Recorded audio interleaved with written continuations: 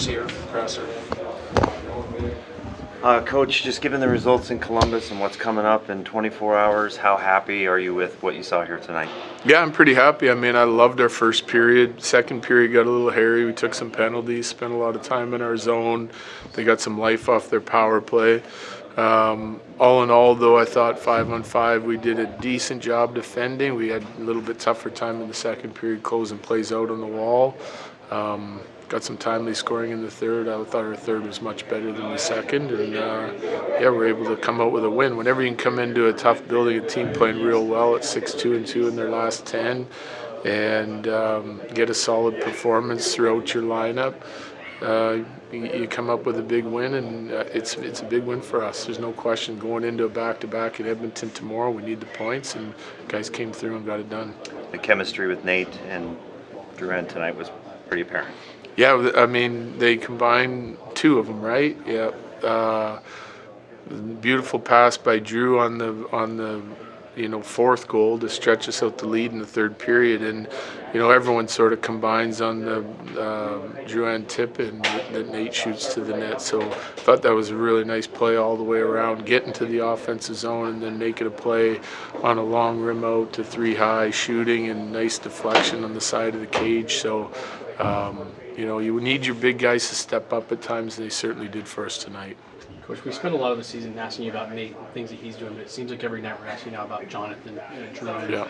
How big has it been for you guys to get that kind of player in your top six, and just what has he done for your lineup, being the player that he has been this year? Well, it's huge because it gives us a lot of flexibility too, right? Like, we play Lucky and Val there a lot, depending on the matchups, but now it gives us flexibility late in the season, come playoff time, where we can move some guys around. And Drew's the type of guy that can help drive the line with what he's doing offensively now. And the way he's improved on the defensive side of the puck all year long makes me feel comfortable I can play him against anybody and with anybody in our roster. So to have that flexibility as we start getting healthy here down the stretch is huge. That's a sweep of Minnesota for your team this year. Just how important is that psychologically for your team? Well, I mean, you always want to make sure you're coming out of every series thinking that you can beat anybody, because you might face them in the postseason, and we try to make sure that that's a goal of ours with everyone that we play. It's not always possible. It seems that a team or two always is going to have your number, but they're a big rivalry of ours, so I think, there's some hatred between the fans for sure, so I think our guys understand that, and we're able to do a nice job against them this year, which is good. We'll take it. What do you think of Eustace? Thought he had a slow start. I didn't like the first goal. Didn't love the second goal, even though it was power play at the end of it. He got looking the wrong way and crouching down, but then from that point on, I thought he was exceptional.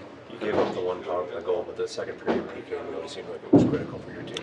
It was. They did a nice job. We had some trouble. We're missing a big piece of that power play right now that wins a lot of draws for us in Trenton. And, Minnie's one of the league leaders in time they spend on the power play in the offensive zone. It's a dangerous group, lots of shooters. So to lose draws and start in your zone when they're going to extend that time can make things more difficult for you, which it was tonight. And then we had a couple clears, like some pucks on our stick that we didn't get all the way down the ice, and they extended even more. So it got a little crazy. But as far as positioning and sort of taking care of the most dangerous area of the ice, I thought they did a nice job getting some sticks on pucks, and when we needed the big save, Eustace did it for us. So it was the PK comes up huge in the second period because of all the penalties we took, and they got through it. 40 goals again for Mikko. Just what can you say about how consistently he produces? That's who he is as a player now, I think. He's an elite talent in a tough league, finds a way to contribute on a nightly basis. I know he had a guy like Nate having the season that he's having, but he doesn't have that season without a guy like Mikko at his side, and vice versa, right? So two top players that have found a chemistry, like playing together. They know their role on our team. try to use them in all the or deploy them in situations where they can use their skill set the best. They understand it, and the consistency with those two guys year after year now and getting better and better as they sort of mature as players is awesome. And I mean, he's a guy that we rely on, and it doesn't surprise me he's had another good season. Okay, thanks, Jared. Yep, thanks. Thanks, Coach.